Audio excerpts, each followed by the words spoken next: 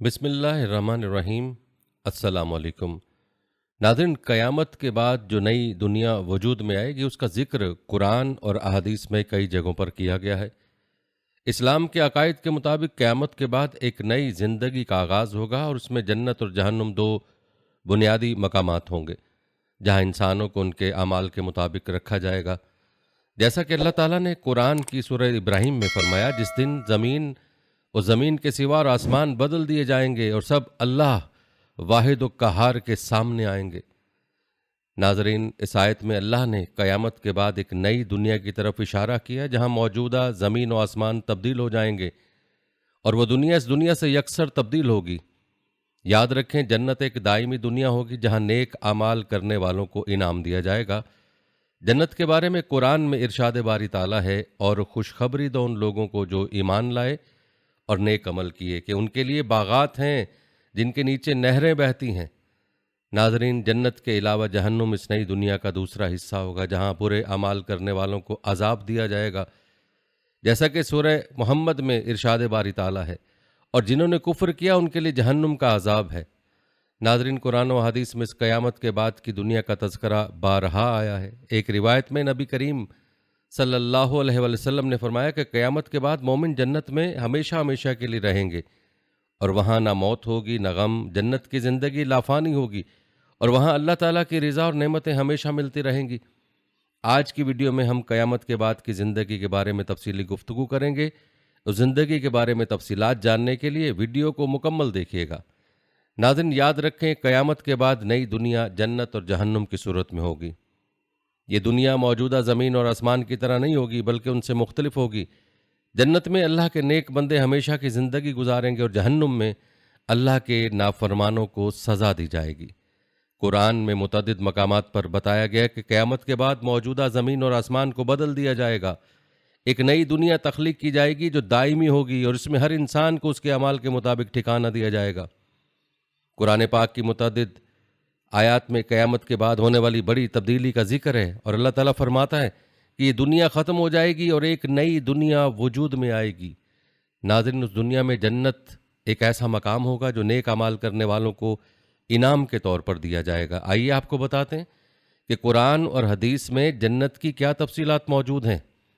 याद रखें, जन्नतियों को ऐसी नेमतें दी जाएंगी जिनका तसव्वुर इस दुनिया में मुमकिन नहीं। कुरान में फरमाया गया वहाँ नहरें बहेंगी और वो हमेशा उसमें रहेंगे। मालूम हुआ कि जन्नत में हमेशा की ज़िंदगी होगी और वहाँ हर किस्म की राहतें, सुकून और अल्लाह की रज़ा होगी। जैसा कि हजूर नबी करीम सल्लल्लाहु अलैहि वसल्लम ने फरमाया, जन्नत में वो चीज़ें होंगी जो न किसी आँख ने न देखी होंगी, न किसी कान ने सुनी होंगी और न किसी दिल ने उनका ख्याल किया होगा। सही मुस्लिम में। नाज़रीन, इस हदीस में जन्नत की लामहदूद खुशियों का जिक्र किया गया है जो इस दुनिया में इंसान की समझ से बालतर हैं।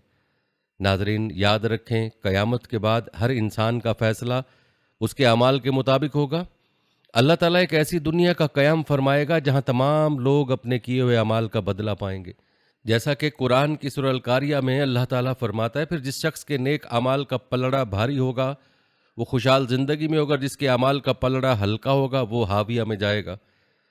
नाज़रीन, इस आयत में पलड़े के भारी या हल्के होने की मिसाल से अमाल के अंजाम का जिक्र किया गया है कि आने वाली नई दुनिया में इंसान के ठिकाने का फैसला उसके अमाल की बुनियाद पर होगा। बल्कि क़यामत के बाद की नई दुनिया का मकसद हर शख्स को उसके अमाल का बदला देना है और ये दुनिया वो मकाम होगी जहां हमेशा के लिए जन्नत या जहन्नुम में ज़िंदगी बसर होगी। अल्लाह ताला ने दुनिया को आर्जी और आखिरत को दायमी बनाया है ताकि इंसान अपने अमाल के मुताबिक वहाँ की ज़िंदगी गुजारे। नाज़रीन, क्या आपने कभी ये सोचने की ज़हमत की है कि उस वक्त क्या होगा जब ये दुनिया ख़त्म हो जाएगी और एक नई दुनिया का आगाज़ होगा?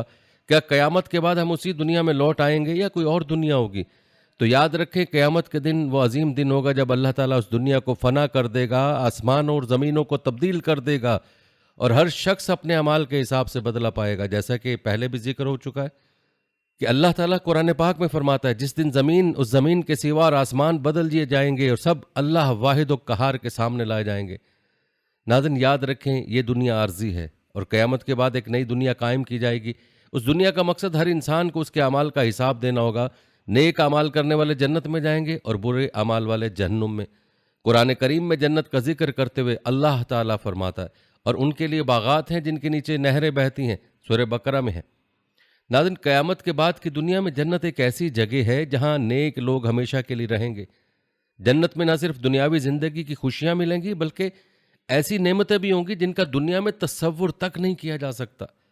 جیسے کہ پہلے بھی ذکر ہوا کہ حضور نبی کریم صلی اللہ علیہ وسلم نے فرمایا، جنت میں ایسی چیزیں ہوں گی جو نہ کسی آنکھ نے دیکھی ہوں گی، نہ کسی کان نے سنی ہوں گی، اور نہ کسی دل نے ان کا تصور کیا ہوگا۔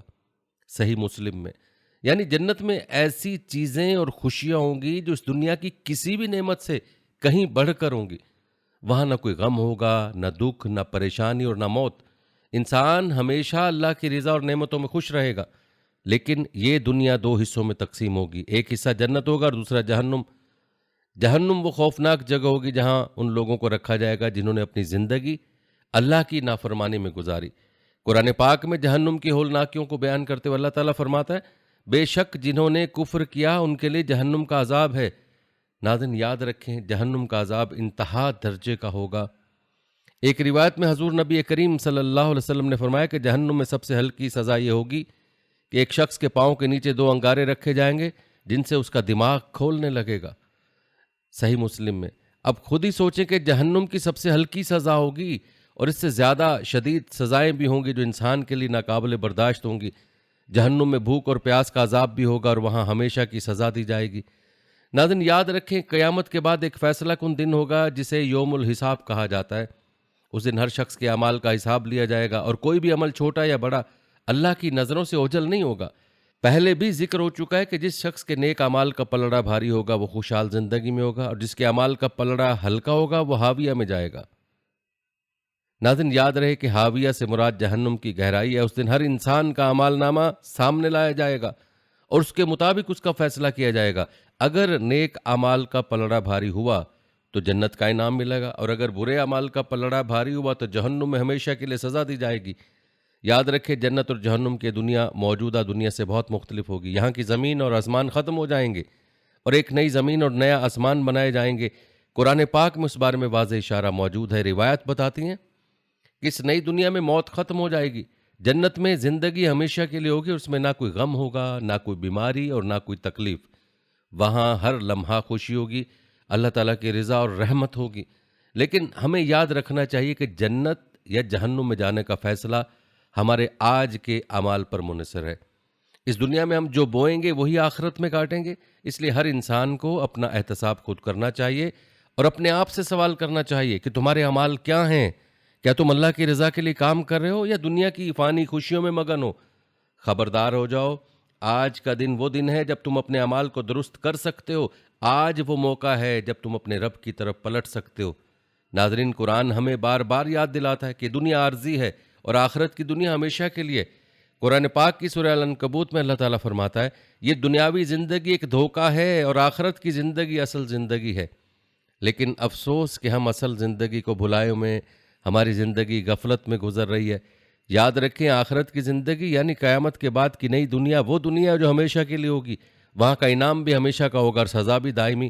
ہر انسان کو چاہیے کہ اپنے اعمال کا جائزہ لے اور اس دنیا کو آخرت کی تیاری کا ذریعہ بنائے، کیونکہ یہی وہ اصل زندگی ہے جس میں ہمیں اپنے اعمال کا حساب دینا ہے اور اپنے اعمال کے مطابق وہاں ہمیں ہمارا ٹھکانہ ملے گا۔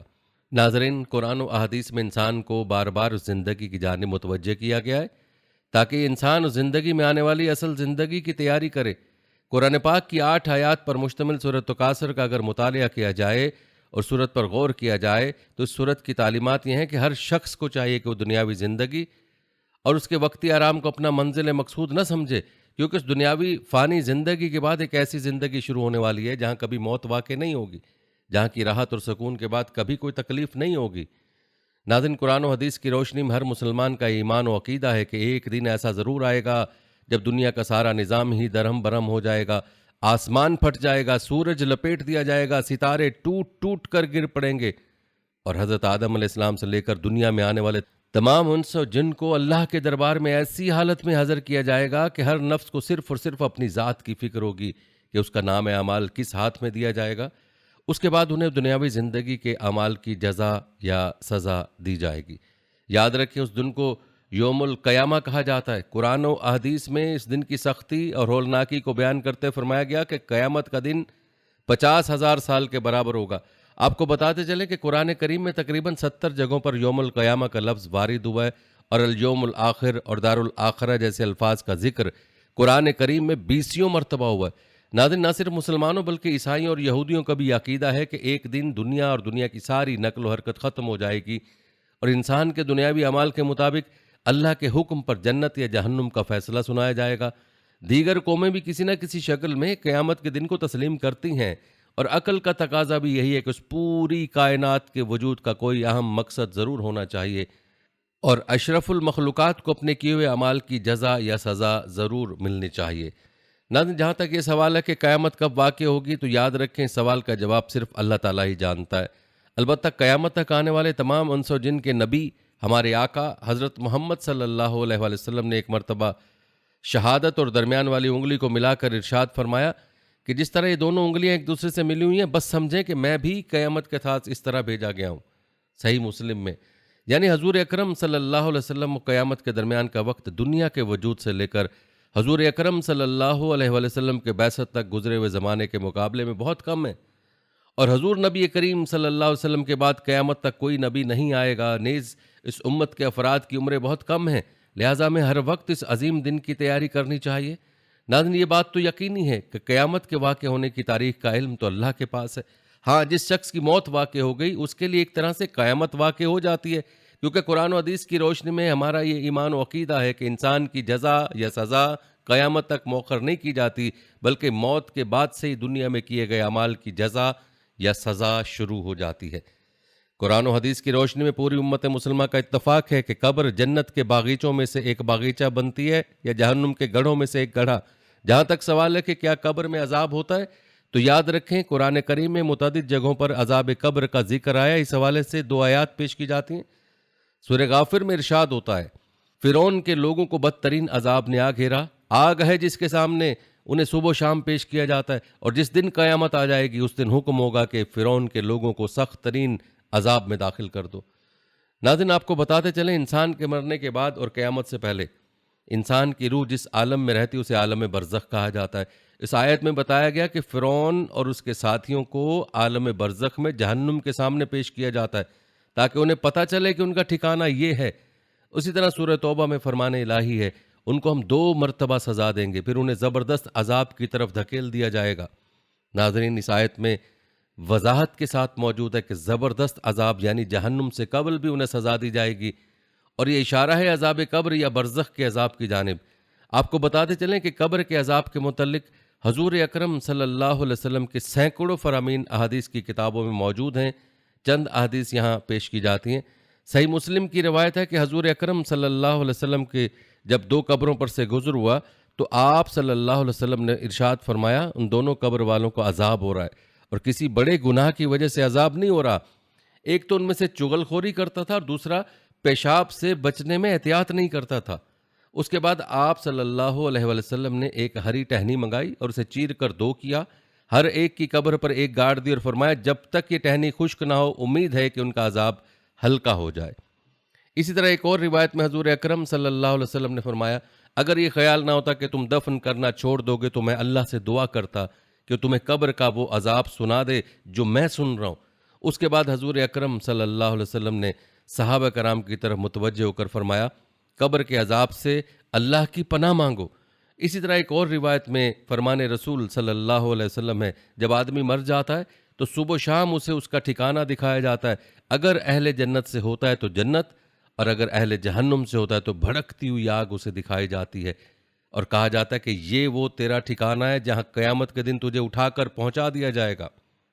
ناظرین، ان روایت سے واضح ہوتا ہے کہ انسان کی سزا اور جزا کا معاملہ قبر ہی سے شروع ہو جاتا ہے۔ اس کے علاوہ نبی اکرم صلی اللہ علیہ وسلم کے ارشادات کی روشنی میں امت مسلمہ کا یہ بھی اتفاق ہے کہ قبر میں ہر شخص سے 3 سوال کیے جاتے ہیں۔ نمبر 1، تمہارا رب کون ہے؟ نمبر 2، تمہارا مذہب کیا ہے؟ اور نمبر 3، یہ شخص کون ہے جو تمہارے درمیان رسول بنا کر بھیجے گئے؟ تینوں سوال کے صحیح جواب دینے پر کامیابی کا فیصلہ ہو جاتا ہے، اور قیامت تک کے لیے جنت کی کھڑکی کھول دی جاتی ہے۔ سوالات کے جواب نہ دینے پر اسے عذاب دیا جاتا ہے اور جہنم کی کھڑکی کھول دی جاتی ہے۔ ناظرین، اہل علم کے نزدیک قبر کا عذاب اصل میں روح کو ہوتا ہے، سوالات بھی حقیقت میں روح سے ہی ہوتے ہیں، اس لیے اگر کسی شخص کو دفن نہ کیا جائے تب بھی تینوں سوالات ہوتے ہیں۔ البتہ بعض احادیث سے معلوم ہوتا ہے کہ روح کے ساتھ بدن کو بھی عذاب ہوتا ہے۔ بے شمار دنیاوی چیزیں نہ سمجھنے کے باوجود ہم انہیں تسلیم کرتے ہیں۔ اسی طرح عالم برزخ میں عذاب اور آرام پر ہمیں مکمل ایمان لانا چاہیے، خواہ اس کی کیفیت ہمیں معلوم نہ ہو۔ جس طرح عالم برزخ کی زندگی اور اس میں عذاب یا انتہائی آرام و سکون پر ہمارا ایمان ہے، اسی طرح ہمارا یہ ایمان ہے کہ اللہ تعالیٰ نے نیک بندوں کے لیے اپنا مہمان خانہ جنت تیار کر رکھا ہے، جہاں آرام و آرائش کا ایسا سامان اللہ تعالیٰ نے مہیا کر رکھا ہے کہ وہ کوئی بشر اسے سوچ بھی نہیں سکتا۔ دوسری طرف کافر اور گناہگاروں کے لیے بھڑکتی ہوئی آگ کی شکل میں جہنم ہے، جہاں پیپ اور بہتا ہوا خون غذا کے طور پر پیش کیا جائے گا۔ ہمیں چاہیے کہ ہم ہر وقت یہ دعا کریں کہ اللہ تعالیٰ ہمیں جہنم سے نجات عطا فرمائے اور ہمارے لیے بغیر حساب و کتاب کے جنت الفردوس کا فیصلہ فرمائے، آمین۔ ناظرین، ایک روایت میں اللہ کے رسول صلی اللہ علیہ وسلم نے ارشاد فرمایا، دانش مند ہے وہ شخص جو اپنے نفس کو قابو میں رکھے اور موت کے بعد کی زندگی کے لیے تیاری کرتا رہے، اور نادان ہے وہ شخص جو نفسانی خواہشات کی پیروی میں لگا رہے اور اللہ تعالیٰ سے لمبی لمبی آرزویں باندھتا رہے۔ ناظرین، اس حدیث میں اللہ کے رسول صلی اللہ علیہ وسلم نے دانش مند اور نادان میں فرق واضح فرما دیا کہ حقیقی دانش مند انسان وہ ہے جو دنیا میں لوگوں کے درمیان رہتے ہوئے اپنی ضروریات زندگی کو پورا کرتے ہوئے نفس کو قابو میں رکھے، گناہوں سے باز رہے، ہر قسم کی نافرمانی سے بچتا رہے، اللہ تعالیٰ کی ناراضی سے ڈرتا رہے اور اپنی موت اور آخرت کی جواب دہی کو ہر وقت یاد رکھے۔ لیکن افسوس کہ آج ہم لوگ موت کو اور آخرت کی آنے والی زندگی کو بھلائے ہوئے، قیامت کے بعد کی دنیا جو ہمیشہ کی دنیا ہے، جو جنت اور جہنم کی صورت میں ہوگی، وہی اصل زندگی ہوگی جس کی تیاری ہمیں دنیا کی زندگی میں کرنی ہوگی۔ یاد رکھیں، قیامت کے بعد کی دنیا میں تیسرا کوئی ٹھکانہ نہیں ہوگا، صرف دو ٹھکانے ہوں گے، ایک جنت اور دوسرا جہنم۔ ہماری زندگی کا ہر لمحہ یا تو جہنم کے قریب کر رہا ہے یا جنت کے قریب کر رہا ہے۔ اگر ہمارے اعمال اللہ تعالیٰ کے رضا والے ہیں تو ہم جنت کے قریب ہو رہے ہیں، اور اگر ہمارے اعمال اللہ تعالیٰ کی ناراضگی والے ہیں تو ہم جہنم کے قریب ہو رہے ہیں۔ ضرورت اس بات کی ہے کہ ہر مسلمان ہر لمحے، ہر دن اپنا محاسبہ کرتا رہے اور موت کو آنے والی زندگی سے غفلت نہ برتے، اور ہر روز اپنے آپ سے یہ سوال کرے کہ اس نے دن میں کتنے ایسے کام کیے ہیں جو اللہ کی رضا والے، اور کتنے کام ایسے کیے ہیں جو اللہ کی ناراضگی والے۔ اللہ تعالیٰ سے دعا ہے کہ اللہ تعالیٰ ہمیں موت سے پہلے موت کی تیاری کرنے اور قیامت کے بعد کی دنیا کی تیاری کرنے کی توفیق عطا فرمائے، آمین۔ ناظرین، آپ کو مرنے سے پہلے موت کی تیاری کے حوالے سے حضرت بہلول رحمۃ اللہ علیہ کا ایک نصیحت آموز واقعہ سناتے ہیں، غور سے ملاحظہ کیجیے گا۔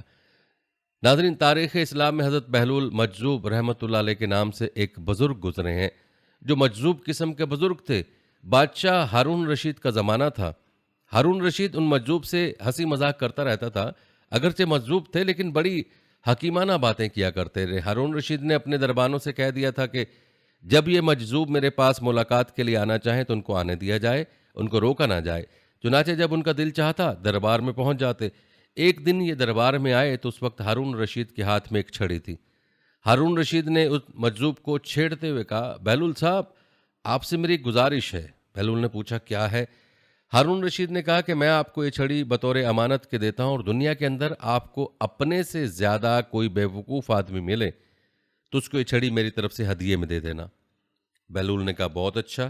یہ کہہ کر چھڑی رکھ لی۔ بادشاہ نے تو بطور مذاق کے چھیڑ چھاڑ کی تھی اور بتانا یہ مقصود تھا کہ دنیا میں تم سب سے زیادہ بے وقوف ہو، تم سے زیادہ بے وقوف کوئی نہیں ہے۔ بہرحال بہلول وہ چھڑی لے کر چلے گئے۔ اس واقعے کو کئی سال گزر گئے۔ ایک روز بہلول کو پتہ چلا کہ ہارون رشید بہت سخت بیمار ہیں اور بستر سے لگے ہوئے اور علاج ہو رہا ہے، لیکن کوئی فائدہ نہیں ہو رہا۔ یہ بہلول مجذوب بادشاہ کی عیادت کے لیے پہنچ گئے اور پوچھا، امیر المومنین، کیا حال ہے؟ بادشاہ نے جواب دیا کہ حال کیا پوچھتے ہو، سفر درپیش ہے۔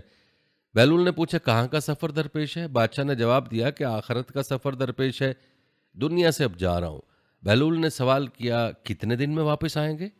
ہارون نے کہا، بھائی یہ آخرت کا سفر ہے، اس سے کوئی واپس نہیں آیا کرتا۔ بہلول نے کہا، اچھا آپ واپس نہیں آئیں گے تو آپ نے سفر کی راحت اور آرام کے انتظامات کے لیے کتنے لشکر اور فوجی آگے بھیجیں؟ بادشاہ نے جواب میں کہا، تم پھر بے وقوفوں جیسی باتیں کر رہے ہو۔ آخرت کے سفر میں کوئی ساتھ نہیں جایا کرتا، نہ باڈی گارڈ جاتا ہے، نہ لشکر، نہ فوج اور نہ سپاہی جاتا ہے، وہاں تو انسان تنہا ہی جاتا ہے۔ بہلول نے پھر سے کہا، اتنا لمبا سفر کہ وہاں سے واپس بھی نہیں آنا ہے، لیکن آپ نے کوئی فوج اور لشکر نہیں بھیجا، حالانکہ اس سے پہلے آپ کے جتنے سفر ہوتے تھے اس میں انتظامات کے لیے آگے سفر کا سامان اور لشکر جایا کرتا تھا، اس سفر میں کیوں نہیں بھیجا؟ بادشاہ نے دوبارہ سمجھایا کہ نہیں، یہ سفر ایسا ہے کہ اس سفر میں کوئی لاؤ لشکر اور فوج نہیں بھیجی جاتی۔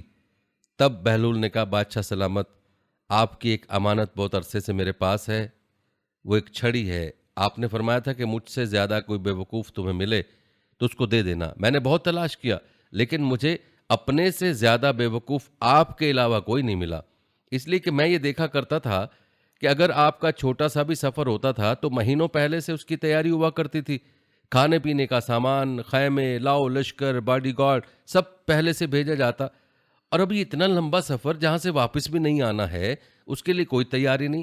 آپ سے زیادہ دنیا میں کوئی بے وقوف نہیں ملا، لہٰذا آپ کی امانت آپ کو واپس کرتا ہوں۔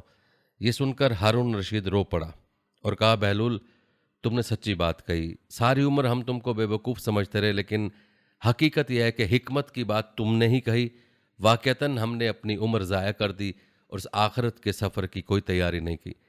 ناظرین، در حقیقت اس واقعے میں حضرت بہلول نے جو بات کی وہ حدیث ہی کی بات ہے، جیسا کہ پہلے بھی بیان ہو چکا ہے کہ حضور اقدس صلی اللہ علیہ وسلم نے اپنی حدیث میں بتا دیا کہ عقل مند کون ہوتا ہے؟